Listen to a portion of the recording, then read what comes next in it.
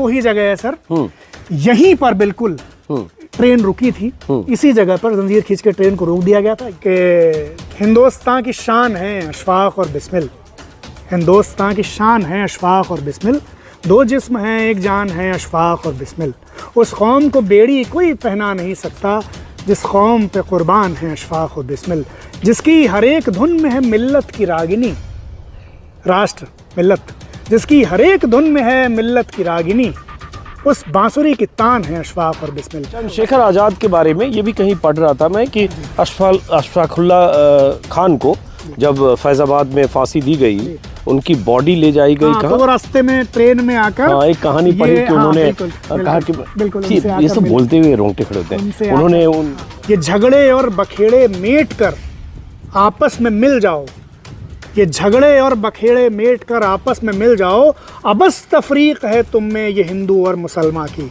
अबस यानी बेकार। तो वो एक तरीके से वसीयत कर रहे थे, हिंदुस्तानियों से कह रहे थे, अपना संदेश दे रहे थे कि ये झगड़े और बखेड़े मेट कर आपस में मिल जाओ।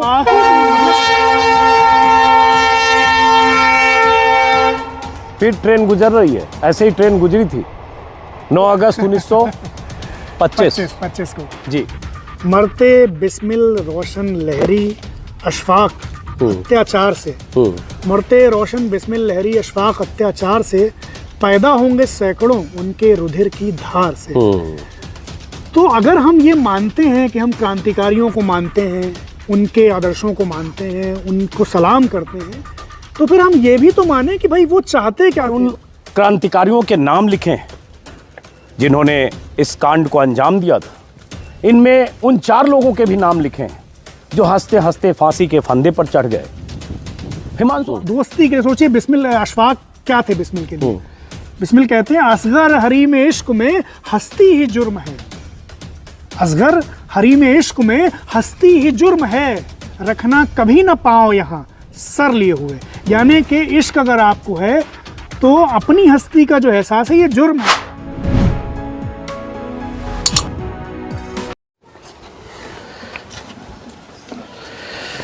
नमस्कार दोस्तों, लोहे के इस छोटे से दरवाजे से आज मैं इतिहास के ऐसे झरोखे में दाखिल हो रहा हूँ, इतिहास के अतीत में दाखिल हो रहा हूँ जो भारत के क्रांतिकारियों का इतिहास है।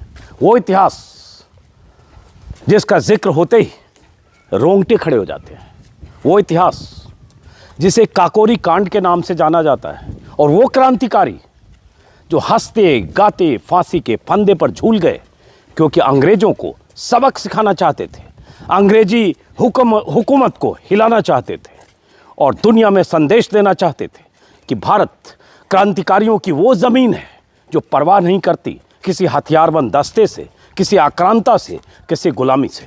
तो अभी हम हैं कहाँ हैं? काकोरी के शहीद स्मारक में। काकोरी के शहीद स्मारक में।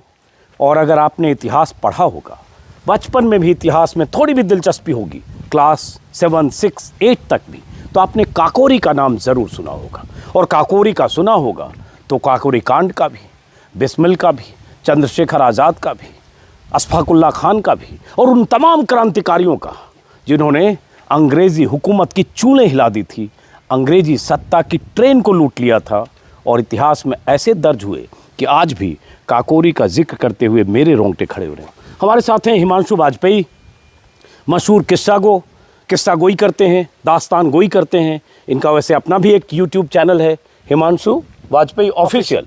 लेकिन इनको इसलिए लेके आया क्योंकि काकोरी कांड पर इन्होंने एक दास्तान लिखी है, तो इनसे हम इनके दास्तान को भी समझेंगे। लेकिन जहाँ क्रांतिकारियों का दास्तान लिखा है, एक बोर्ड है जो आमतौर पर ऐसी जगहों पर, स्मारकों पर होता है, तो जरा इस बोर्ड से जो यहाँ लिखा है, जो यहाँ इबारत है, आइए हिमांशु स्क्रीन पर जरा ये बोर्ड दिखाइए, और ये जो इबारत है इससे आप समझेंगे कि आज हम आपको कहाँ लेकर आए। और मैं सच कह रहा हूँ, अगर मैं कह रहा हूँ कि मेरे रोंगटे खड़े हो रहे हैं याद करके कि उस ज़माने में 1925 में 9 अगस्त वो तारीख थी। आज से 1925 को अगर हम सालों में जोड़ते हैं तो 97 साल हुए। 97 साल पहले 6, 7, 8 क्रांतिकारियों ने सोचा कि अंग्रेजी हुकूमत के खजाने में सेंध लगाई जाए और अंग्रेजी हुकूमत की चूल्हे हिलाने के लिए असलहे जमा किए जाएं। इसके लिए ज़रूरी था पैसे होना, इसके लिए ज़रूरी था धन और फंड का होना, और साथ में अंग्रेजी हुकूमत को ये संदेश दिया जाए कि तुम्हारे दिन लद रहे हैं, हम डरने वाले नहीं हैं। तो यहाँ काकोरी शहीद स्मारक है, इस पर उन क्रांतिकारियों के नाम लिखे हैं जिन्होंने इस कांड को अंजाम दिया था। इनमें उन 4 लोगों के भी नाम लिखे हैं जो हंसते हंसते फांसी के फंदे पर चढ़ गए।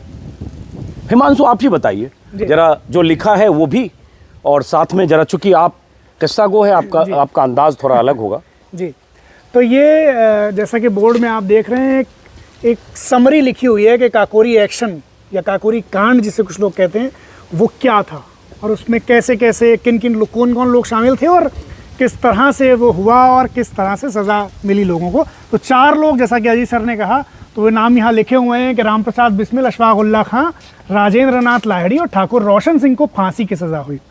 तो लाहिड़ी साहब को फांसी की सज़ा 17 तारीख को, 17 दिसंबर 1927 को हुई थी, और बाकी 3 लोगों को 19 दिसंबर 1927 को फांसी की सज़ा हुई थी। चंद्रशेखर आज़ाद 1931 में अल्फ्रेड पार्क में शहीद हुए थे पुलिस से लड़ते हुए, अंग्रेज़ी पुलिस से, और बाकी ये सारे लोग हैं जिनको काला पानी या उम्र कैद। अब ये तो उन क्रांतिकारियों को जो सजा मिली, सजाए मौत हो, काला पानी हो, उम्र कैद हो, 5 साल की सजा हो, उन सब का जिक्र है। लेकिन कहानी तो वो है कि कैसे उन्होंने ट्रेन डकैती की उस घटना को अंजाम दिया था। जहां हम हैं, ये गांव काकोरी है, विधानसभा मलिहाबाद है, ज़िला लखनऊ है, लखनऊ की एक सीट है, और जहां हम हैं यहां से लगभग 40 मीटर दूर एक रेलवे ट्रैक है। उसी रेलवे ट्रैक पर सहारनपुर से एक ट्रेन लखनऊ की तरफ आ रही थी। हुकूमत अंग्रेज़ों की थी। मैंने शुरू में बताया तारीख 9 अगस्त साल 1925, और किस तरह से लूटा उस ट्रेन को, डकैती डाली, 8,000 रुपये लूटे शायद। जी, और उसके बाद सबकी धरपकड़ और तलाश हुई। तो ऊपर जो घटना का जिक्र है, उस घटना का जिक्र ऊपर लिखा हुआ है, लेकिन मैं चाहता हूं फिर आप अपने ढंग से बताएं कि हुआ कैसे था। थोड़ा इतिहास के जो विद्यार्थी उन्हें पता होगा, लेकिन जरा पता भी चले। देखिए, इसकी पृष्ठभूमि तो इतनी थी कि क्रांतिकारी दल जो था उसके पास चूँकि आंदोलन को चलाना था और रुपए पैसों का बहुत अभाव था। तो बिस्मिल ने अपनी आत्मकथा में बहुत विस्तार से बताया कि किस कदर क्रांतिकारी परेशान थे और इस रुपए की तंगी से उबरने के लिए बार बार कोशिशें कर रहे थे। तो काकोरी एक्शन से पहले 3 डकैतियां डाली गई थी, बिशपुरी गांव में, बमरौली गांव में और द्वारिकापुर गांव में। लेकिन ये तीनों के तीनों हिंदुस्तानियों के घर में थी और बहुत कुछ खास धन हाथ नहीं लगा था। एक जगह एक निर्दोष इंसान की जान भी चली गई थी। तो इसका फायदा उठाकर अंग्रेजों ने बहुत बदनाम किया था क्रांतिकारियों को, लुटेरा, कातिल, डकैत सब बताया था। तो अब बिस्मिल ये ठान चुके थे कि अब वो हिंदुस्तानियों के घर पे डकैती नहीं डालेंगे, और उसी मनोभाव में उनको एक दिन चारबाग स्टेशन पर लखनऊ पर एक ट्रेन दिखी जिसमें अंग्रेजी खजाना रखा हुआ था। यहाँ से उनके मन में काकोरी एक्शन की पूरी प्लानिंग आई। उसके बाद ये इसकी योजना हुई, इसकी मीटिंग हुई, मेरठ में मीटिंग हुई और जगह पर भी हुई। तो ये तैयारी की गई कि भाई काकोरी में ये एक्शन करना है और इसमें सरकारी खजाना लूटना है। अब ये बहुत बड़ी योजना थी कि चलती ट्रेन को, अंग्रेजी ट्रेन को जिसमें अंग्रेजी खजाना रखा है उसको लूट लेना। तो बहुत इसमें वाद विवाद भी हुआ और ये कहा भी जाता है कि अशफाक शुरू में जब पहली मीटिंग हुई तो इसके लिए राजी नहीं थे, क्योंकि अशफाक थोड़ा सा उनका दिमाग बहुत इन सब चीज़ों में, एक्शन में बहुत तेज़ चलता था। उन्होंने कहा भाई हमारा नया दल है और ये इतनी बड़ी योजना है कि पहले तो कामयाब नहीं होगी, क्योंकि ज़्यादातर लोग बिल्कुल नौसिखिए हैं, उन्हें तजुर्बा भी नहीं है, और अगर कामयाब हो गई तो ये सीधी चुनौती हो गई, तो उसके बाद जब जवाब देगी अंग्रेजी हुकूमत तो उससे बहुत नुकसान हो जाएगा। बहरहाल लेकिन जब सब लोग तैयार हो गए तो अशफाक उठे और तैयार हुए। तो फिर ये 9 अगस्त 1925 को काकोरी एक्शन, सहारनपुर से 8 डाउन पैसेंजर जो आ रही थी, यही काकोरी जो स्टेशन है पीछे, चलते हैं स्टेशन पीछे, हिमांशु के साथ जरा चलते हैं उस तरफ भी स्टेशन। ये सारे क्रांतिकारी जो हैं ट्रेन पर सवार हुए। 7 लोग जो हैं वो 3rd क्लास के डिब्बे में सवार हुए और 3 लोग खास तौर पर 2nd क्लास के डिब्बे में सवार हुए। यही 3 लोग अशफाक उल्लाह खां, राजेंद्र नाथ लाहिड़ी और शचीन्द्र नाथ बख्शी, इन पर यह जिम्मेदारी थी कि ये जंजीर खींचेंगे। और ये 2nd क्लास में क्यों सवार हुए? क्योंकि 3rd क्लास के डिब्बे की जंजीरें भी 3rd क्लास होती थी, तो कई बार अटक जाती थी, खिंचती ही नहीं थी। तो अगर ऐसा हुआ तो भाई योजना चौपट हो जाती। तो ये 3 लोग खास तौर पर सवार हुए 2nd क्लास में। और फिर ये यहाँ से बिल्कुल करीब सामने वो जो जहाँ अब एम्पी थिएटर बन गया उसके पीछे वो जगह है, वहीं पर ट्रेन रोकी गई और ये खजाना लूट लिया गया और उसके बाद चादरों में लपेट के वो सारा पैसा क्रांतिकारी जो हैं वो भाग खड़े हुए। तो ये थी वो डकैती जिसे अंग्रेज डकैती कहते थे। 8,000 उन पे जो धाराएं लगी 120A, 120B और 386 बहुत सारी, और 302 चूंकि एक आदमी की जान उसमें चली गई थी। हाँ। अहमद अली नाम का एक आदमी था। हाँ। तो उसकी जान चली गई थी। अब उसमें लेकिन हुआ क्या, ये पहली बार नहीं, इसमें एक सिर्फ धाराओं जैसे मैंने कहा 120A, 120B, 396 होता है डकैती के साथ हत्या, और 120A, 120B क्रिमिनल कॉन्स्पिरेसी। आज भी आप सुनते हैं आईपीसी अंग्रेजी बना गए, वो कानून आज भी जिसमें सेडिशन भी है आज भी वैसे ही चलता है। हाँ, अब आप बताएं। तो ये जब डकैती हुई तो राजनीतिक डकैती साबित हुई, जो कि उसमें एक आदमी की जान चली गई। फिर जिस तरह से अब ये इतनी बड़ी घटना थी उस जमाने में, आज हम लोग अंदाजा नहीं लगा पाते हैं कि इसने एकदम भूचाल ला दिया अंग्रेजों की पूरे निज़ाम में, कि भाई आमने सामने 10 मिनट के अंदर 10 नौजवान आए, उन्होंने चलती ट्रेन को रोका, खजाना लूट लिया और कामयाबी से चले गए। जबकि उस ट्रेन में 20 लोग ऐसे थे जिनके पास अपनी राइफलें और बंदूकें थी, जो प्रहरी थे, जो और खजाने के प्रहरी जो 2 अंग्रेज फौजी अफसर भी थे। लेकिन कोई कुछ नहीं कर पाया और योजना बनाई और लूट ली ट्रेन। और उसमें हम लोगों ने, मुझे याद नहीं आ रहा है किस क्लास में पढ़ी ये कहानी, शायद मुझे लगता है लेकिन 6th, 7th, 8th में ही कहीं पढ़ी होगी। और जितनी बार काकोरी कांड दिमाग में आता है लगता है कितने जांबाज लोग रहे होंगे, कैसे वीर रहे होंगे। गोलियां लग सकती हैं, प्रहरी सामने थे, अंग्रेजी हुकूमत, लेकिन क्या जज्बा रहा होगा कि हम डकैती डालें चाहे जैसे भी डालें, अंग्रेजी हुकूमत को कई तरह से सबक सिखाने के साथ हथियार जमा करें। मेरे ख्याल से उस पैसे से हथियार खरीदे। बहुत सारी चीजें, हथियार खरीदना भी उसमें एक चीज थी। काकोरी केस की जो सबसे खास बात, जो मेरे लिए सबसे खास बात है, वो ये है कि जिस तरह से इसमें 2 दोस्तों की जो कहानी निकल के आती है, अशफाक और बिस्मिल की, वो एक ऐसी कहानी है कि हर हिंदुस्तानी को उससे प्रेरणा लेनी चाहिए। वो इतनी ज़बरदस्त कहानी है कि अशफाक और बिस्मिल 2 दोस्त बिल्कुल शाना बशाना कंधे से कंधा मिलाकर भारत की आज़ादी के लड़े, शहीद हुए। और इस केस में काकोरी एक्शन में जब ट्रेन आ गई है, ट्रेन को जंजीर खींच के रोक दिया गया है, और फिर चूँकि टाइम बहुत कम था, ट्रेन रोकी गई है तो जल्दी से जल्दी काम खत्म करना था। खजाना बहुत भारी था, 100 किलो से ज़्यादा भारी था। अब सारे लोग लगे हुए हैं उसमें, छेनी हथौड़ी लेकर के आए थे, खजाना तोड़ रहे हैं, नहीं टूट रहा है। कुछ लोगों की ड्यूटी उसकी थी गोलियां चलाने की, हवाई फायर करने की, सुरक्षा की। जब नहीं टूटा है तो बिस्मिल ने अशफाक को बुलाया है, क्योंकि अशफाक जो थे जिस्मानी तौर पे बहुत ताकतवर थे, दमदार थे, इरादा बहुत पक्का था। पहले उनकी ड्यूटी तो थी मुख्य सुरक्षा गार्ड की थी, क्योंकि उनके पिताजी पुलिस में थे, तो वो बंदूक से बचपन से खेलने लगे थे, तो उनका निशाना बहुत पक्का था।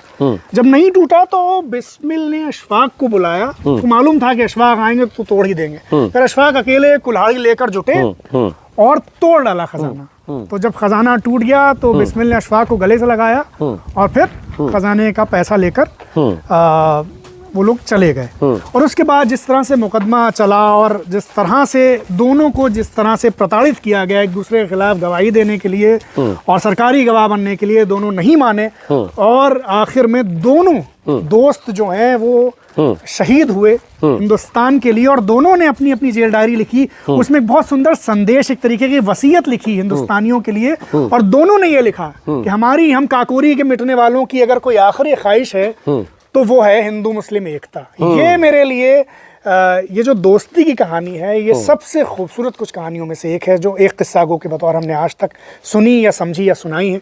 ये ठीक वही जगह है सर, यहीं पर बिल्कुल ट्रेन रुकी थी, इसी जगह पर जंजीर खींच के ट्रेन को रोक दिया गया था। यहीं पर ट्रेन को लूटा गया और फिर अंधेरा, चूँकि हल्की हल्की बारिश भी हो रही थी, अंधेरा हो चला था, तो फिर क्रांतिकारी अलग अलग दिशाओं में भागे, मतलब चले गए। और उसके बाद जिस तरह से मुकदमा, गिरफ्तारियां, तो ये जगह अब ये एम्पी थिएटर बन गया है। तो ये अब जैसे जहां हम हैं यहाँ से 40 मीटर 30 मीटर दूर ट्रेन है, और ट्रेन सहारनपुर से लखनऊ जा रही थी। लखनऊ इधर हुआ, लखनऊ, जी। सहारनपुर से ट्रेन आ रही थी, 8 डाउन नाम था, जी, 8 डाउन पैसेंजर ट्रेन थी सहारनपुर से लखनऊ। और यहीं क्यों रोका गया, ये भी कुछ कहीं मिलता है कि यहीं काकोरी क्यों रोका गया? क्योंकि सहारनपुर से आ रही थी और लखनऊ आखिरी स्टॉपेज था। ये लोग लखनऊ आ गए थे। ये पहले से लखनऊ आकर रुक गए थे, रेकी वेकी करने लगे थे, तो यही एक आखिरी जगह थी। इसके बाद चूंकि फिर लखनऊ बहुत करीब था, तो लखनऊ से जस्ट पहले उनको रोकना था ताकि सारी आसानी रह सके उन्हें लूट कर और फिर तमाम चीज़ें। तो इस जगह पर रोकी गई और फिर जिस तरह से वो लोग पहुंचे हैं लखनऊ अलग अलग दिशाओं में, और जो वो पूरी एक कहानी है। अच्छा, ये बताओ हिमांशु जी, जैसे आपने कहा ना वो एक मोहब्बत, एक दोस्ती, जब बिस्मिल और अशफाकुल्लाह खान की बात करते हैं, एक इसमें और है जो कई बार लोगों को कंफ्यूज भी करता है कि ये जब शेर की बात आती है, सरफरोशी की तमन्ना आज हमारे दिल में, देखना है जोर कितना बाजुए कातिल में। अभी जैसे उस बोर्ड पर भी ये लिखा हुआ था कि ये गाते गाते सब शहीद हो गए, तो बहुत सारे लोगों को कंफ्यूजन होता है कि क्या ये राम प्रसाद बिस्मिल ने लिखा, लेकिन फिर जब आप जानते हैं, समझते हैं, तो पता चलता है बिस्मिल अजीमाबादी ने लिखा।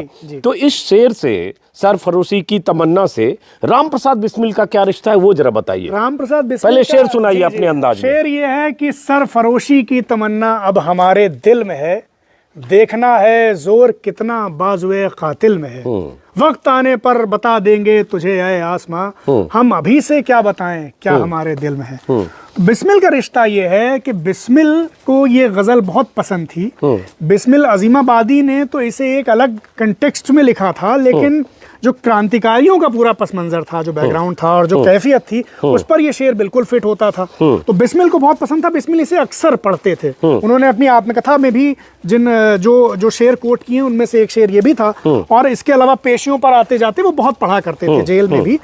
और कहा यह भी जाता है कि जब वो फांसी पर चढ़ने जा रहे थे तब उन्होंने ये शेर पढ़ा, और इस तरीके से ये शेर पॉपुलराइज जो है, मकबूल जो किया, लोकप्रिय जो किया, वो राम प्रसाद बिस्मिल ने किया। और जो कि बिस्मिल दोनों ही का तखल्लुस था, इसलिए वो शेर बिस्मिल से मंसूब हो गया, जो कि एक ऐसी कहानी है उसके पीछे शहादत के वक्त पढ़ने की। तो ये शेर मकबूल जो बनाया, लोगों तक जो पहुंचाया, वो राम प्रसाद बिस्मिल ने पहुंचाया। इसलिए शेर के कहने वाले क्या उसमें जज्बात है। सरफरोशी की तमन्ना आज हमारे दिल में। बिल्कुल। तो ये जो इधर आते हैं हिमांशु, तो ये एक और जो मैं देख रहा था, चूंकि आपको ज्यादा पता होगा कि जैसे गोरखपुर में राम प्रसाद बिस्मिल को फांसी दी गई 15 दिसंबर 1927 को। 19 दिसंबर 1927 को, वो माफ करें, 19 दिसंबर 1927 को।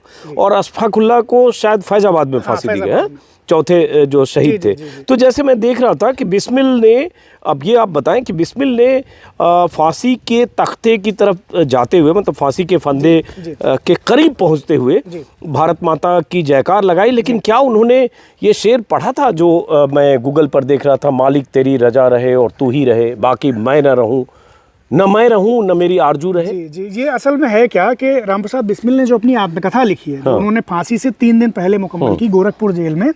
तो उस आत्मकथा जिस कागज पर उन्होंने लिखी, उसके बाद उन्होंने कई सारी कविताएं अपनी पसंद की लिखी हैं, कोट की हैं। उनमें से एक ये भी है, ऐसा माना जाता है। तो ये फांसी के वक्त पढ़ा या नहीं पढ़ा ये तो नहीं, क्योंकि सबसे ज्यादा मशहूर तो यही है कि ये शेर पढ़ा, सरफरोशी की तमन्ना। लेकिन ये कविता भी उनकी पसंदीदा कविताओं में थी। और जो गोरखपुर जेल से जो मुझे याद आती है एक कहानी बिस्मिल की, वो ये है कि फांसी से एक दिन पहले राम प्रसाद बिस्मिल की बूढ़ी माँ शाहजहांपुर से अकेले पहुंच गई गोरखपुर जेल। और बिस्मिल बहुत मजबूत थे, जो कि काकोरी दल के नेता थे, उनकी मजबूती की मिसाल दी जाती थी, बलिष्ठ बहुत थे, बाजू, उनकी तस्वीर स्केच वैसे ही मिलता है आज भी। तो वो बहुत मिसाली उनकी मजबूती थी। जब माँ को उन्होंने देखा कि कहाँ शाहजहांपुर और कहाँ गोरखपुर, वो चली आई, तो माँ की आंखों में पहली बार आंसू नजर आए। माँ को बिस्मिल की आंखों में आंसू नजर आए। तो उस माँ को देखिए कि वो उन्होंने कहा, बिस्मिल की माँ ने बिस्मिल से, कि मैं तो सुनती थी बहुत बहादुर है मेरा राम प्रसाद, मेरा बेटा, और तुम तो यहाँ रो रहे हो, और मैं बाहर सबसे कह के आई हूँ कि कल देखना मेरा लाल। अब एक सेकंड, अब ये जैसे ट्रेन जा रही है यहाँ, वैसे ही 25-30 मीटर दूर है, ऐसे ही वो ट्रेन, हालांकि ट्रेन लखनऊ से दूसरी तरफ जा रही है, ऐसे मालगाड़ी है, वैसे ऐसे ही ट्रेन 9 अगस्त 1925 को, आज से 97 साल पहले ऐसे ही ट्रेन गुजरी थी, और ऐसे ही ट्रेन को यहाँ रोक कर लूटा गया था। इसलिए यहाँ काकोरी शहीद स्मारक है, क्योंकि ट्रेन स्टेशन, ट्रेन जहाँ रोकी गई थी, वहाँ से ठीक पास में। हाँ माफ़ करिए, बीच में जहाँ हम बात करें, यही कि बिस्मिल की माँ जब पहुंच गई जेल में, तो बिस्मिल पहली बार वो कुछ भावुक हुए, जज्बाती हुए, उनकी आंखों में आंसू आ गए। तो बिस्मिल की माँ ने, सोचिए माँ तो कमजोर मतलब भावुक कही जाती है बेटे के लिए, बिस्मिल की माँ ने अपने तेवर खड़े किए और कहा कि मैं तो सुनती थी कि मैं बहुत बहादुर है मेरा बेटा, और तुम यहाँ रो रहे हो, मैं बाहर सबसे कह के आई हूँ, कल देखना मेरा लाल, मेरा बिस्मिल कैसा हंसता हुआ फांसी पे चढ़ेगा। तो ये जब सुनना था तो बिस्मिल ने अपने आप को संभाला, उन्होंने अपनी आंख के आंसू पोंछे और कहा कि माँ, मैं फांसी के डर से नहीं रो रहा हूँ, ये आंसू तो ईश्वर से मेरी प्रार्थना है कि अगले जन्म में भी मुझे इसी बहादुर माँ का बेटा बनाना। तो इस तरह का जज्बा था उन लोगों का। और अगर आप बहुत गहराई में जाएंगे तो जिस तरह से पुलिस ने, सरकार ने प्रताड़ित किया है क्रांतिकारियों को, और उसके बावजूद दोनों जो हैं जिस तरह से लगे रहे हैं अपने, एक किस्सा है मैं आपको बताऊं सर, कि ये जो इस केस के इंचार्ज थे तसद्दुक हुसैन साहब, CID के सर्वा भी थे, उन्होंने अशफाक से कहा, और रिश्तेदार भी थे अशफाक के दूर, उन्होंने कहा यार तुम क्यों इस राम प्रसाद का साथ दे रहे हो, और ये तो हिंदू राज के लिए लड़ रहे हैं, और ये आर्य समाजी थे, और तुम कहाँ इनके चक्कर में आ गए, गवाही दे दो। तो उन्होंने जिस तरह से डांटा है अशफाक ने कि राम प्रसाद मेरे दोस्त हैं, मैं उनको आपसे बहुत बेहतर जानता हूँ, और आपके लिए यही बेहतर है कि ये जो सही रायगा है, जो कोशिश बेकार की है, ये आप छोड़ दें। और जिस तरह से अशफाक बराबर खड़े रहे, और इसी तरह से राम प्रसाद बिस्मिल को भी कहा गया कि सरकारी गवाह बन जाएं और आपको बाहर भेज देंगे, आपको रुपया भी देंगे। उनके लिए, बिस्मिल के लिए अशफाक के खिलाफ गवाही देना, वो जो आज़ाद हिंदुस्तान जिसका वो सपना देखते थे, उसके खिलाफ जाना था। तो ये जो 10 महीने शायद सुनवाई चली अदालत में, लखनऊ में 10 महीने नहीं चली, बहुत ज्यादा चली। कहीं देख रहा था 10-12 महीने चली हुई सितंबर 1925 हाँ, सजा मिली 6 अप्रैल 1927 को सजा मिली, जो भी है। तो उसमें 1.5 साल उस सुनवाई के भी बहुत सारे किस्से हैं कि कैसे जब तारीखों पर जाते थे, कैसे कुछ गाते हुए, शेर गाते हुए, उस दौरान बिस्मिल ने काफी कुछ लिखा भी उस दौर, बहुत सारी चीजें। और वो जो उनकी जो क्या होता है कि जब किसी को पता हो कि इसकी सजाए मौत है, और उसके बाद भी उस दौर में अदालत में जाते हो, अदालत में गवाही देते हो या काउंटर करते हो, वो बहुत सारी कहानियां मैंने पढ़ी। तो चूंकि आपने इस पर दास्तां गोई की है, तो कुछ अगर आपने कैसे सुनाया, थोड़ा मैं हम चाहेंगे वो हिस्सा भी जरा बताओ। एक किस्सा मैं आपको सुनाता हूँ, जो कि रामकृष्ण खत्री, जो कि काकोरी केस में शामिल क्रांतिकारी थे, उनके बेटे हैं उदय खत्री, लखनऊ में ही रहते हैं, बहुत काम उन्होंने क्रांतिकारियों को लेकर किया है। तो 6 अप्रैल 1927 को काकोरी के ऐतिहासिक मुकदमे का फैसला आने वाला था। इससे ठीक एक शाम पहले, यानी 5 तारीख को रात के खाने के बाद, क्रांतिकारियों ने जेल में, लखनऊ जेल में एक दिलचस्प नाटक खेला। अब देखिए कि एक दिन बाद, इतनी सबको पता था कुछ लोग को फांसी होनी है, इतने दिन से ये लोग जद्दोजहद में थे, पेशियां पड़ रही थी, लेकिन नाटक कर रहे हैं। अक्सर ये लोग नाटक खेलते थे, गाना गाते थे। तो रामकृष्ण खत्री, उदय खत्री जी के पिताजी, इनको जज बनाया गया, क्योंकि इनके जो हाव भाव थे वो अंग्रेजों से मिलते जुलते थे, यानी कि गोरे चिट्टे थे बहुत, और हिंदी भी ठीक से नहीं आती थी। तो इनको जज बनाया गया और एक नकली अदालत लगाई गई। तो उसमें जो है अलग अलग लोगों का नाम पुकारा गया। पहले राम प्रसाद बिस्मिल का नाम पुकारा गया। तो जज साहब ने अपने फैसले में कहा कि इन्हें फांसी की सजा दी जाती है, क्योंकि ये हिंदुस्तान को दयालु ब्रिटिश साम्राज्य से छीनना चाहते हैं। बताइए कितना दयालु ब्रिटिश साम्राज्य है, उससे ये छीनना चाहते हैं, फांसी होगी। बिस्मिल जी चले गए। उसके बाद फिर नंबर आया शचीन्द्रनाथ सान्याल का, पुराने क्रांतिकारी थे, द रेवोल्यूशनरी जो पर्चा था वो उन्होंने लिखा था। तो उनसे कहा गया कि इन्होंने शोषण मुक्त और समता मूलक समाज बनाने का भयंकर सपना देखा। रेवोल्यूशनरी पर्चे से पता चलता है। आप सोचिए उस जमाने में भी ये सपना बहुत खतरनाक माना जाता था सरकारों के द्वारा कि शोषण मुक्त समता मूलक समाज। तो इन्हें भी जो है फांसी की सजा दी जाती है, आजीवन कारावास। तो उन्होंने ये तो नकली अदालत का, तो उन्होंने कहा कि माई बाप मेरी अभी शादी हुई है, मेरी कच्ची गृहस्थी है। तो जज साहब ने फौरन उनकी सजा को कैद में तब्दील कर दिया। उसके बाद नंबर आया ठाकुर रोशन सिंह का। रोशन सिंह साहब जो थे, ठाकुर रोशन सिंह, ये सारे क्रांतिकारियों में सबसे उम्र दराज थे। उन सारे लोगों में तकरीबन 36 साल की उनकी उम्र थी, और ये सबसे गर्म मिजाज भी माने जाते थे, क्योंकि थोड़ा तजुर्बे का भी फर्क था। तो इनको कहा गया कि चूंकि आपको किसी ने, ये काकोरी एक्शन में शामिल नहीं थे, चूंकि काकोरी एक्शन है क्या, असल में ये जो काकोरी एक्शन का मुकदमा चला इसमें 3 मुकदमे थे। इसमें भोजपुरी, बमरौली, द्वारिकापुर की डकैतियों का भी मुकदमा था, द रेवोल्यूशनरी पर्चे को बांटने का भी मुकदमा था। तो ये सारे मुकदमे एक साथ चल रहे थे। तो जज साहब ने, रामकृष्ण खत्री ने कहा कि भाई आप काकोरी एक्शन में तो शामिल नहीं थे, और एक डाके में बमरौली में आपकी आवाज़ सुनी गई थी।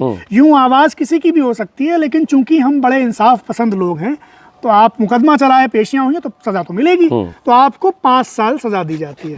रोशन सिंह साहब को गुस्सा आ गया, तो रोशन सिंह साहब ने कहा रामकृष्ण खत्री जी से, अबे ओ जज के बच्चे, तुझे कुछ पता भी है, राम प्रसाद को फांसी और मुझे 5 साल, अबे तेरा बस चले तो मुझे छोड़ ही दे, मैं क्या कोदो बेच के आया हूँ। तो अब उसके बाद जो है ये हुआ, तो अदालत बर्खास्त, मतलब लगा अपमान है कि मुझे तो इतनी कम सजा दे रहे हो। गुस्से में चले गए, अपने बिस्तर पे लेट गए, नाटक खत्म हो गया।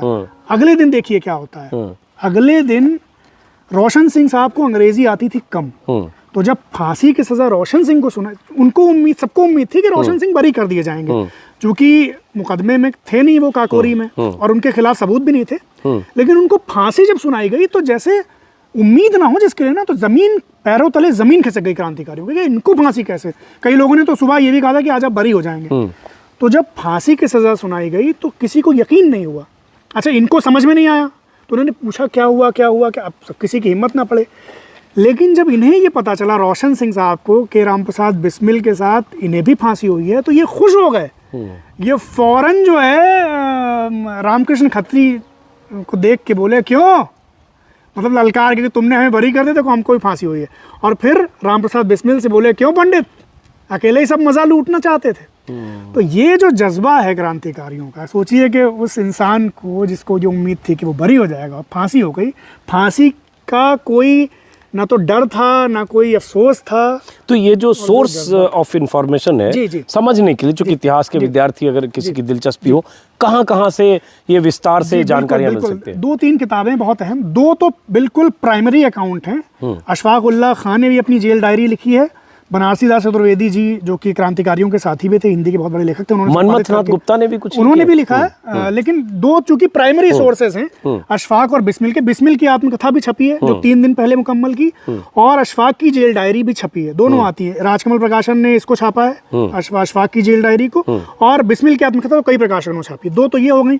मनमथ गुप्त ने भी अपनी कई किताबें लिखी हैं, उसमें है, प्लस मुझे लगता है शायद उनकी भी। और अभी हम काकोरी में हैं, लखनऊ से 20 किलोमीटर दूर है, गेट पर कोई प्रहरी भी नहीं है, कैंपस में कोई चौकीदार भी नहीं दिख रहा है, माली तो कोई है नहीं, अव्यवस्था का ये आलम है, अव्यवस्था नहीं कहूँगा, मेंटेनेंस का ये आलम है कि आप देखकर अंदाज़ा लगाएंगे कि इस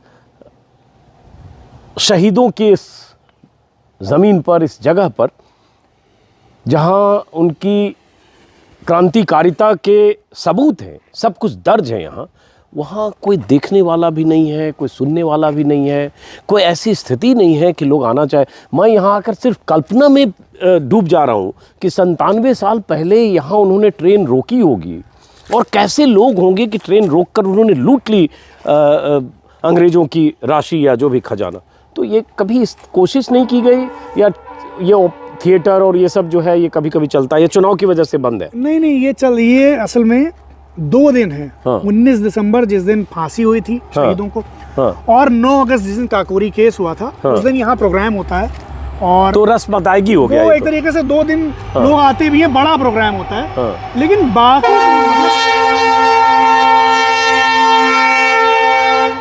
फिर ट्रेन गुजर रही है, ऐसे ही ट्रेन गुजरी थी 9 अगस्त 1925 को जी। तो ये जगह तो ऐसी होनी चाहिए, और ऐसा हम कोशिश करनी चाहिए सबको ही कि यहाँ लोग आए, लखनऊ जितने लोग आते हैं देखने के लिए, घूमने के लिए, वो सब यहाँ भी आए। तो यहाँ 2 तारीखों में लोग आते हैं। उसके अलावा आप देखिए, और देखिए वो जो शहीद होने वाले, फांसी के तख्ते पर झूलने वाले, आजीवन कारावास की सजा पाने वाले या 5 साल की सजा पाने वाले, उनके नाम देखिए, हर तरह के लोग हैं। उसमें लाहिड़ी हैं, उसमें सान्याल हैं, उसमें अशफाक उल्लाह खान है, उसमें चंद्रशेखर आज़ाद का भी। अच्छा हाँ, चंद्रशेखर आज़ाद का अचानक जिक्र आया।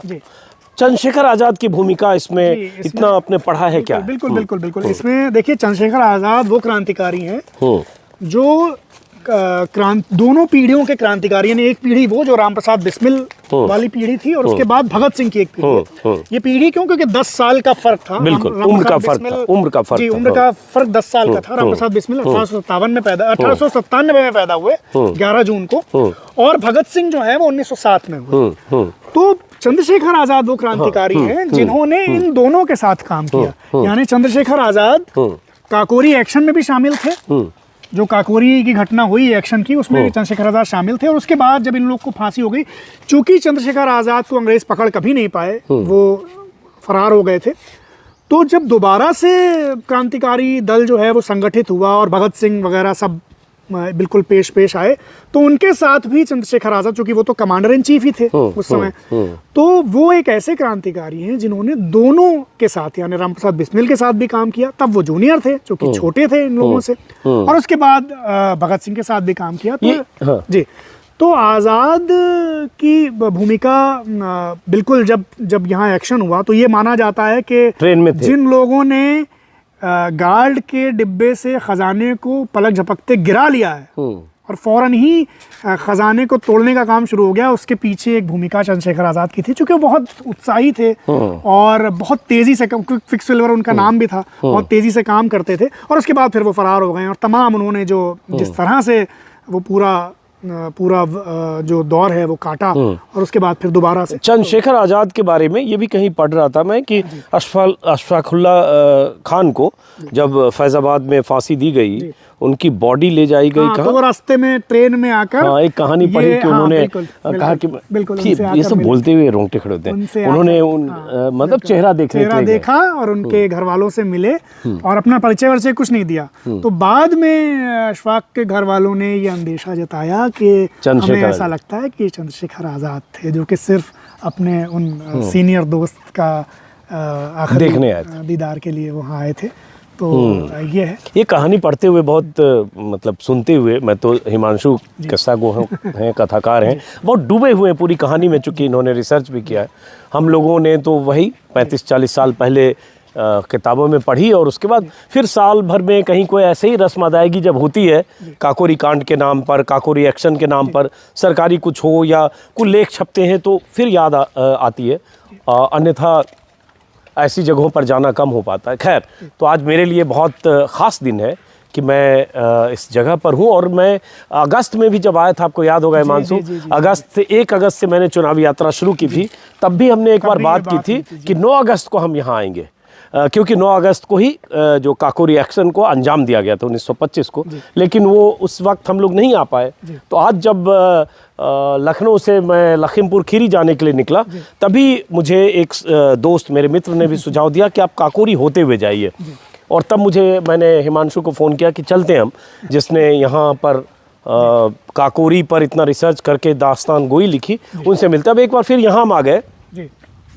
यही काकोरी शहीद स्मारक है जिसमें सबका जिक्र है, और यहाँ देखिए इन वीरों ने इन शब्दों में ब्रिटिश साम्राज्य को ललकारा। इसी का जिक्र मैं कर रहा था, सरफरोशी की तमन्ना अब हमारे दिल में है, देखना है जोर कितना बाजुए कातिल में। इसी को लेकर हमने बात की कि बहुत सारे लोगों के जहन में ये लगता है कि ये राम प्रसाद बिस्मिल ने लिखी, क्योंकि फांसी के फंदे पर झूलते हुए, जाते हुए, या जेल के बैरक में अपने जज्बात को, अपने जोश को जगाए रखने के लिए गाते थे, ऐसी कहानियां हैं। लेकिन सच ये है, यथार्थ ये है कि बिस्मिल अजीमाबादी ने लिखी।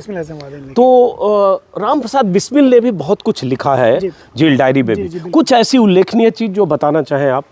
बिल्कुल, बहुत सारी। जैसे बिस्मिल का बहुत पसंदीदा वो गीत था, हम भी आराम उठा सकते थे घर पर रहकर, हमको भी पाला था माँ बाप ने दुख सह सह कर, वक्त रुखसत उन्हें इतना अभी ना आए कहकर, गोद में आंसू कभी टपकें जो रुख से बहकर, तिफल उनको ही समझ लेना जी बहलाने को, दूर तक याद वतन आई थी समझाने को। और एक दूसरा किस्सा आपको सुनाते हैं। ये दोनों लोग शायर थे, बिस्मिल भी और अशफाक भी, हसरत वारसी नाम से शायरी करते थे। बिस्मिल का किस्सा है कि अदालत में कार्रवाई चल रही थी, जगत नारायण मुल्ला सरकारी वकील थे, उन्होंने बिस्मिल को जल्दबाजी में, उजलत में मुलजिम की जगह मुलाजिम कह दिया। बिस्मिल को आ गई गुस्सा, कहने लगे हम मुलाजिम का, मुलाजिम तो तुम हो सरकार के, हम थोड़ी मुलाजिम, हम तो आज़ाद हैं। तो बिस्मिल ने फौरन फिलबदी ये शेर पढ़ा मुल्ला साहब के लिए कि मुलाजिम हमको मत कहिए, मुलाजिम हमको मत कहिए। अबे मुलाजिम हो गए तुम, मुलाजिम हमको मत कहिए, बहुत तकलीफ होती है। अदालत के अदब में हम यहाँ तशरीफ लाए हैं। तो ये थे बिस्मिल्लाह। अच्छा, अशफाक का किस्सा सुनिए। यही जगत नारायण मुल्ला अशफाक को अपनी कोर्ट में दिख गए एक दिन। तो ये मुल्ला जी जो थे ये लिबरल पार्टी के मेंबर थे। तो रिंग थिएटर में मुकदमा चल रहा था, जीपीओ जहाँ आज है लखनऊ में। हाँ। तो जैसे ही इन्होंने देखा, अच्छा मुल्ला साहब के बारे में पहले ये अफवाह थी कि पहले वो क्रांतिकारियों का मुकदमा लाने वाले थे, लेकिन बाद में पैसे के लालच में, सीमोजर के लालच में क्रांतिकारियों के खिलाफ चले गए, सरकारी वकील बन गए। तो जैसे ही अशफाक ने उनको देखा, फौरन ये शेर पढ़ा कि चलो चलो यारो रिंग थिएटर दिखाएं तुमको वहां पे लिबरल जो चंद टुकड़ों पे सीमोजर के नया तमाशा दिखा रहे हैं। तो ये है। लेकिन जो एक शेर जो मैं खास तौर पे सुनाना चाहता हूँ वो अशफाक का शेर है, जो उन्होंने फैज़ाबाद जेल में लिखा था फांसी से कुछ दिन पहले। शहीद काकोरी की आखिरी गज़ल के उन्वान से वो गज़ल कई जगह छपी भी। उसमें एक शेर था, ये झगड़े और बखेड़े मेट कर आपस में मिल जाओ, ये झगड़े और बखेड़े मेट कर आपस में मिल जाओ, अबस तफरीक है तुम में ये हिंदू और मुसलमान की। अबस यानी बेकार में। तो वो एक तरीके से वसीयत कर रहे थे, हिंदुस्तानियों से कह रहे थे, अपना संदेश दे रहे थे कि ये झगड़े और बखेड़े मेट कर आपस में मिल जाओ, अबस तफरीक है तुम में ये हिंदू और मुसलमान की। ये शेर जो है ये हमें ख़ास तौर पर पसंद है। और देश में देखिए हिंदू और मुसलमान के बीच दरार चौड़ी करने के लिए, खाई चौड़ी करने के लिए राजनीति में कैसे कैसे दांवपेच खेले और आजमाए जाते हैं। चुनाव का मौसम है, आप योगी आदित्यनाथ का भाषण सुन लें, अमित शाह का भाषण सुन लें, बीजेपी के नेताओं का भाषण सुन लें, तो लगेगा कि वो जो बोल रहे हैं और वो जो दौर था जहाँ हिंदू और मुस्लिम, सिख, ईसाई सब मिलकर हिंदुस्तान को आज़ाद कराने की लड़ाई लड़ रहे थे, उसमें बिस्मिल तो थे ही, अशफाकुल्लाह खान भी थे। तो अशफाकुल्लाह खान के बारे में कुछ बताइए। बिल्कुल, बहुत मैं तो ये कहता हूँ कि जो इस सांप्रदायिकता के जहर में आ गया है और जिसे लगता है कि नहीं सब कुछ गलत ही गलत था और ऐसा झूठा, एक बार वो फर्स्ट हैंड अकाउंट जो बिस्मिल और अशफाक ने खुद लिखा है, मतलब किसी इतिहासकार तो झूठा हो सकता है भाई, आप ये मान सकते हैं कि अपना एजेंडा था और झूठा इतिहास। आप जो खुद उन्होंने लिखा है अशफाक और बिस्मिल ने, ज़रा आप सिर्फ उसको पढ़ लीजिए और समझिए कि किस तरह, और उन्होंने सब लिखा है अपने बारे में।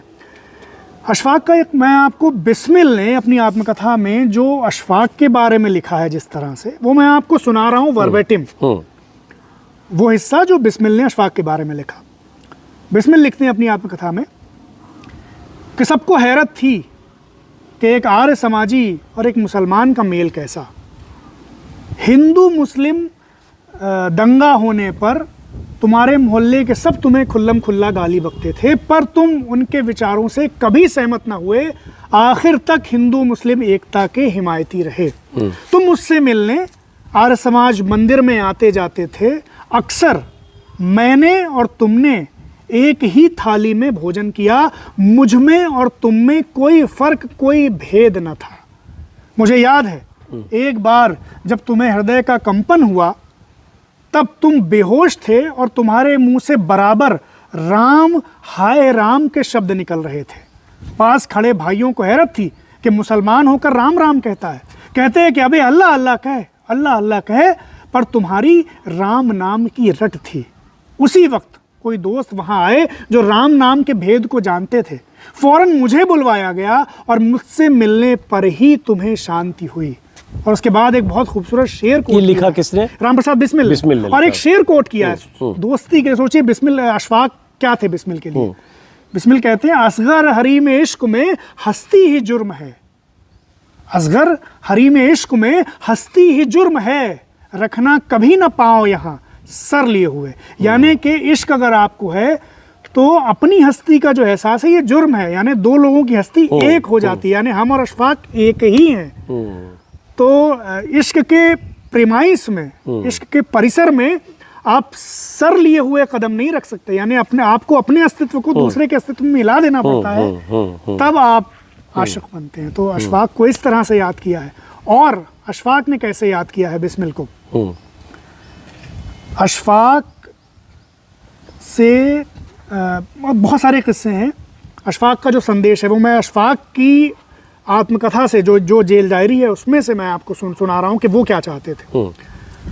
मैं अशफाकुल्लाह खां हिंदुस्तान की ऐसी आज़ादी का ख्वाहिशमंद था जहां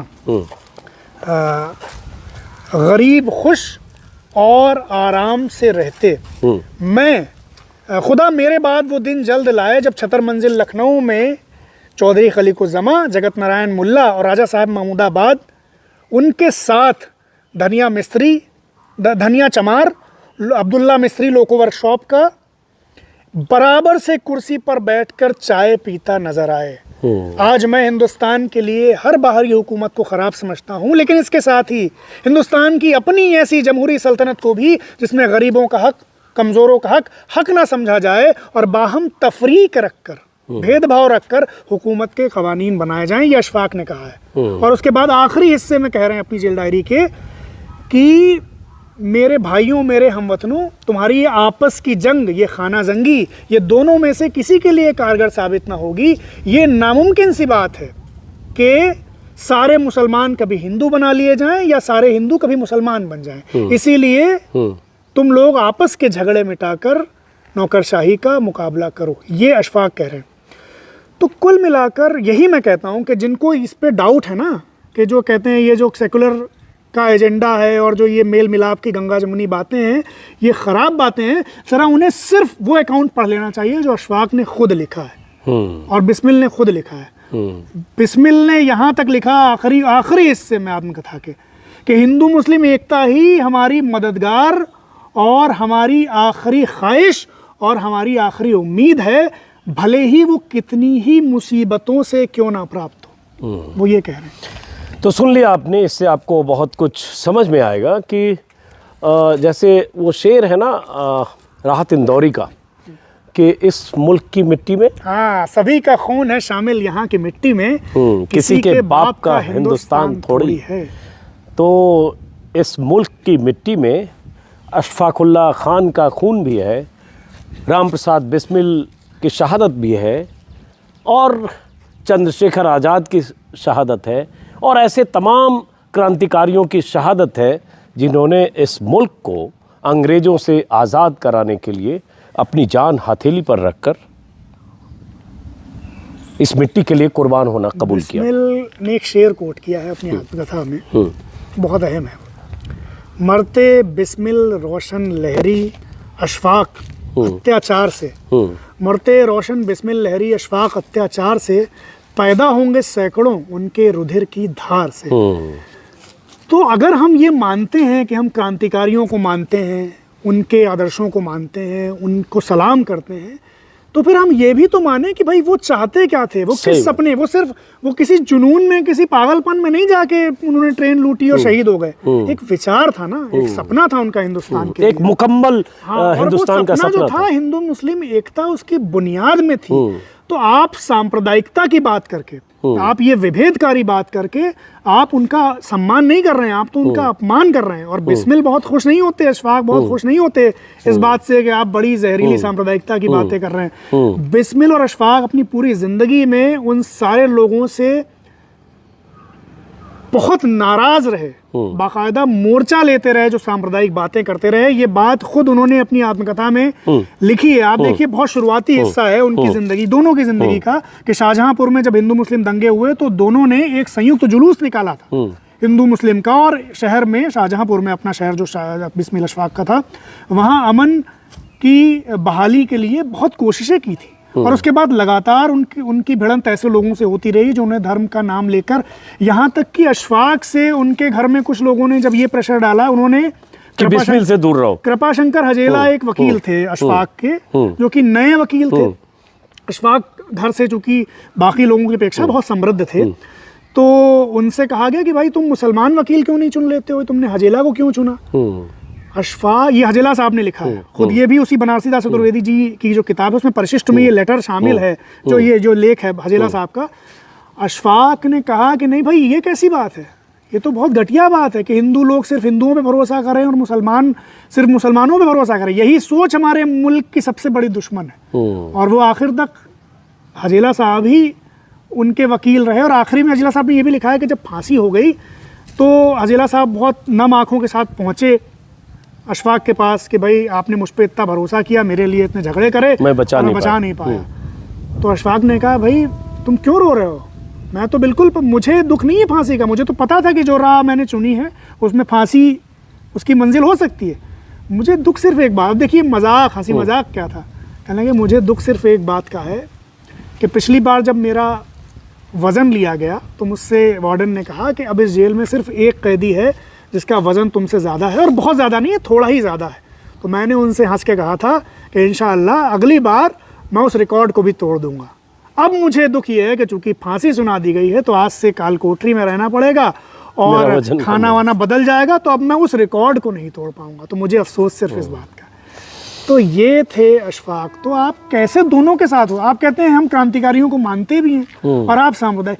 भाई बिस्मिल और अशफाक को देखो, उन्हें जिंदगी भर वो उन लोगों से लड़ते ही रहे जो सांप्रदायिक थे। तो अगर आज के जमाने में वो होते तो वो उन लोगों से लड़ रहे होते जो इस तरह की बातें करते। और इस दौर में अचानक आप क्रांतिकारियों को याद भी करेंगे, action day, Kakori action day को याद भी करेंगे, सरकारी योजनाएं, सरकारी कार्यक्रम भी करेंगे, कुछ ढोल नगाड़े भी बज जाएंगे, योगी आदित्यनाथ भी शिरकत करेंगे, और उसके बाद जब चुनाव होगा तो भाषण में 80-20 कहेंगे। 80-20 का मकसद और मतलब समझने वाले समझते हैं, है ना। 80-20 कहने वाले लोग, खराब बात है, इस तरह की बातें तो करनी ही नहीं चाहिए। और मतलब फिर हमने क्या सीखा? ये हमारे पास जो इतिहास है वो हमारी आज़ादी के आंदोलन का, उसमें जैसे बहुत सारे लोग ये बात करते हैं, क्रांतिकारियों का नाम बहुत लोग लेते हैं, जरा उनके विचारों में भी तो जाएं कि वो क्या कहते थे। एक जगह आपको नहीं मिलेगा, एक जगह आपको ऐसी नहीं मिलेगी जिसमें अशफाक और बिस्मिल ये ना बार बार अपनी आत्मकथा में कह रहे हैं भैया हमारी आखिरी इच्छा ये है ये हिंदू मुस्लिम एकता हो। और हमने क्या किया? हमने ऐसा भारत बनाया कि जिसमें इस तरह की बातें होती। अब ये जो है एक सामने काकोरी शहीद मंदिर है, तो इसमें क्या है हिमांशु, आप बता पाओगे? तस्वीर, बड़ी बड़ी तस्वीरें हैं सारे क्रांतिकारियों की, इधर आ जाइए, जो लोग शामिल हुए थे काकोरी एक्शन में। और उसके अलावा मूर्तियां भी हैं और एक ऐसे राउंड है और उसमें चारों तरफ है, बल्कि खुल जाएगा तो अभी हम इसको देख भी सकते हैं।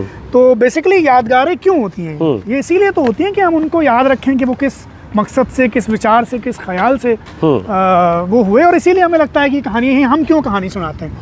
हम इसीलिए तो सुनाते हैं कि भाई लोग ये समझें कि किस वजह से ये लोग, और देखिए ये क्यों हमेशा याद रहेंगे। इसीलिए कि ये 10 लोग ये जो काकोरी एक्शन में जो शामिल थे और जिनमें से 4 लोगों को फांसी हुई, ये बिल्कुल नौजवान थे और किस तरह से, मतलब इनका जो काम है वो ऐसा मिसाली काम है कि जिसकी कहानियां हमेशा सुनाई जाएंगी। और जो लेकिन एक अहम बात आपने कही कि सिर्फ कहानियां पढ़ने से नहीं होगी, और रस्म अदायगी उनकी पुण्यतिथि पर या जन्म तिथि पर करें, और उसके बाद उनके विचार, उनकी जो शहादत की वजह और जो उनकी सोच थी उससे आपका कोई रिश्ता ना हो। बिल्कुल बिल्कुल सही। तो ये रस्म अदायगी है, अगर आप उनको मानते हैं तो फिर आपको अशफाकुल्लाह खान और बिस्मिल की दोस्ती, उस दोस्ती की बुनियाद, और उस बुनियाद में हिंदू मुस्लिम एकता और दोनों के बीच मोहब्बत के वो रिश्ते, उस रिश्ते को समझना पड़ेगा, उस बारीकी को समझना पड़ेगा, और आपको उस किरदार बनकर उसको थामे रखने और उसी विरासत को आगे बढ़ाने की दिशा में अपना चिंतन और अपनी मानसिकता बनानी होगी। बिल्कुल सही बात है। और हमें लगता है एक चीज़ और है, जो हमारे आसपास जो जहर है सांप्रदायिकता का, फेक मैसेजेस का, व्हाट्सएप पे जो जहर आ रहा है उसका सबसे कारगर उपाय यही है कि हम अपनी जड़ों की ओर, अपने इतिहास की ओर लौटें। तो संस्कृत में भी कहा गया महाजनों येन गता सपंथा, बड़े लोग जिस पथ से जाएं वही सही राह है। तो हम देखें कि इन लोगों ने क्या किया अपनी जिंदगी में, और जो इनकी राह है वो हमारी राह है। तो हम तो कह रहे हैं आप किसी को ना माने, किसी नेता, किसी पत्रकार आप ना माने, हिमांशु बाजपेयी क्या कर रहे हैं, जो तुम क्या कह रहे हैं, फलाना नेता क्या कह रहा है, कौन सेकुलर क्या कह रहा है, कौन लिबरल, कुछ ना माने। आप इन लोग को सीधे सीधे सुने ना, पढ़ें आप भगत सिंह, उन्हीं को पढ़िए। सही बात। चलिए, तो बहरहाल काकोरी शहीद स्मारक, शहीद स्थल जो भी कहे, यहाँ से मैं वीडियो ख़त्म करूँगा। यहाँ आने का मकसद यही था कि मैं ज़रा इतिहास में लौटूं और बचपन में पढ़ी गई किताबें वो पढ़ने, जो कहीं दर्ज हैं, कहीं विस्मृत है, आधी कहीं उस पर कोई वक्त के धूल की परत पड़ी है, वो थोड़े जाले साफ़ हों और पुरानी यादें और पुराने किस्से जो देश के क्रांतिकारियों के हैं उससे रूबरू हो सकूं, इसलिए मैंने हिमांशु वाजपेयी को ख़ास तौर से बुलाया। और आपने इनको सुना होगा, आपको अंदाज़ा लग गया होगा कि इनका आज यहाँ होना मेरे लिए और इस वीडियो के लिए कितना ज़रूरी है। अब हिमांशु किस्सा गो हैं, दास्तां गोई करते हैं, ये इनकी अदा है और यही इनकी ख़ास बात है। तो कोशिश करिए कि आप इनके YouTube चैनल को सब्सक्राइब करें। वहाँ अपने बारे में आप ही बताइए। अब वो हिमांशु वाजपेयी ऑफिशियल हमारा यूट्यूब चैनल है। आप सब जो देख रहे हैं, जिन्होंने देखा, वो वहाँ जाकर सब्सक्राइब कर सकते हैं। वहाँ मेरी दास्तानें भी आती रहती हैं, कुछ इंटरव्यूज़ हम करते हैं, वो आते रहते हैं। और एक नई सीरीज़ दास्तानों की वहाँ आने वाली है बहुत। और एक कौ से किताब भी करते हैं। बिल्कुल, कौ से किताब में हम अलग अलग मेहमानों से उनकी पसंदीदा किताबों पर बात करते हैं। और दास्तानों की एक नई सीरीज़ आने वाली है, वो हिस्टोरिकल आइकन्स जो हमारे हैं बड़े 10, उन पर ही है। तो ज़रूर देखें। सही हिस्ट्री, सही इतिहास और बिल्कुल first hand account, first hand information जो होती है वो आपको वहाँ मिलेगी। मैं आपको एक अशफाक और बिस्मिल पर हाँ, जरूर अच्छा लगेगा। हाँ, शलभ श्री राम सिंह बहुत मशहूर कवि, उनकी नज़्म है, मैं उसके कुछ शेर आपको सुनाता हूँ, वहीं से फिर हम इस वीडियो को बिल्कुल कर सकते हैं कि हिंदुस्तान की शान है अशफाक और बिस्मिल, हिंदुस्तान की शान है अशफाक और बिस्मिल, दो जिस्म हैं एक जान है अशफाक और बिस्मिल, उस कौम को बेड़ी कोई पहना नहीं सकता जिस कौम पे कुर्बान है अशफाक और बिस्मिल, जिसकी हर एक धुन में है मिल्लत की रागिनी, राष्ट्र मिल्लत, जिसकी हर एक धुन में है मिल्लत की रागिनी, उस बांसुरी की तान है अशफाक और बिस्मिल। अशफाक और बिस्मिल हैं मुसलमान में हिंदू, हिंदू में मुसलमान हैं अशफाक और बिस्मिल। अद्भुत। अब सिर्फ वो लाइनें जो हिमांशु ने सुनाई, उन लाइनों को इसी वीडियो में दोबारा तिबारा सुनिएगा, शायद कुछ असर आपके जहन में हो, अगर आप उस तरह से नहीं सोचते हैं जैसे अशफाक और बिस्मिल सोच रहे थे। फ़िलहाल इस वीडियो को ख़त्म करते हैं। और आज का दिन मेरे लिए ख़ास है। 6 महीने से 7 महीने से यूपी की चुनावी यात्रा पर हूँ, लेकिन ये दिन ताउम्र मुझे याद रहेगा कि मैं आज काकोरी आया था। और हिमांशु ने जो सुनाया उसका कुछ हिस्सा मेरे जहन में दर्ज है, और मैं भी कभी कभी इस वीडियो को दोबारा देखूँगा, उस दौर के किस्से को याद रखने के लिए, ताज़ा रखने के लिए। फ़िलहाल नमस्कार।